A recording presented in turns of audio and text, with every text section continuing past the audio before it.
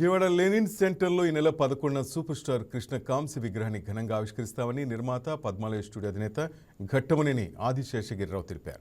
విగ్రహాన్ని కృష్ణ మనవడు జయకృష్ణ ఆవిష్కరిస్తారని చెప్పారు. తెలుగు సినిమా రంగానికి విజయవాడకు ప్రత్యేక అనుబంధం ఉందని, నగరంలోని సినిమా థియేటర్లకు తమకు ప్రత్యేక గుర్తింపు ఉందన్నారు.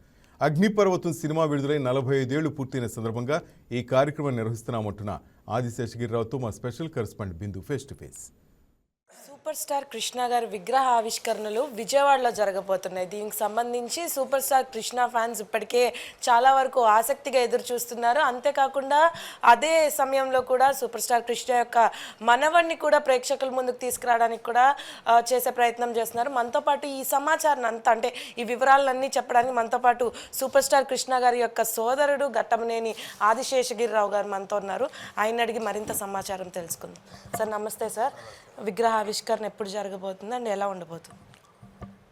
కృష్ణ గారి విగ్రహం ఆవిష్కరణ 11వ తారీఖు జనవరి ఉదయం 11 గంటలకి అలంకార్ థియేటర్, అప్సరా థియేటర్ మధ్యలో ఉన్న సెంటర్లో ప్రత్యేకంగా మా అభిమానులు పూనుకొని చేశారు.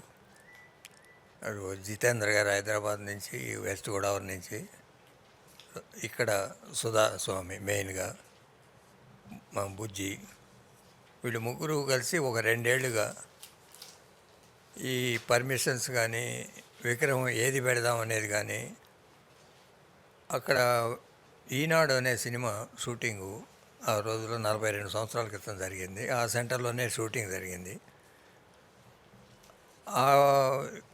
స్టిల్ అయితే బాగుంటుంది అనే ఉద్దేశంతో వాళ్ళంతా కలిసి ఒక సెలెక్ట్ చేసుకొని ఒక విగ్రహం తయారు చేయడానికి 1 సంవత్సరంగా కష్టపడి ఆ విగ్రహం తీసుకొచ్చి ఆవిష్కరిస్తున్నారు.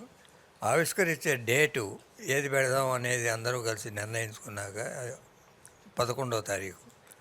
11వ తారీఖు ఒక విశిష్టత ఏంటంటే, మన కృష్ణ గారి ల్యాండ్ మార్క్ క్యారెక్టర్లో మా అల్లూరి సీతారామరాజు ఈనాడు తర్వాత అగ్నిపర్వతం సినిమాలో జమదగ్ని వేషం.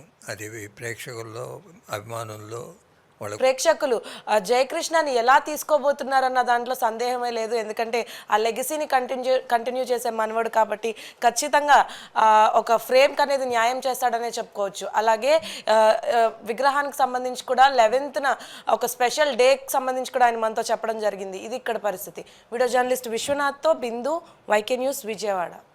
Please subscribe to YK TV Network. Please subscribe to YK TV. Please watch YK News. Don't forget to subscribe YK News channel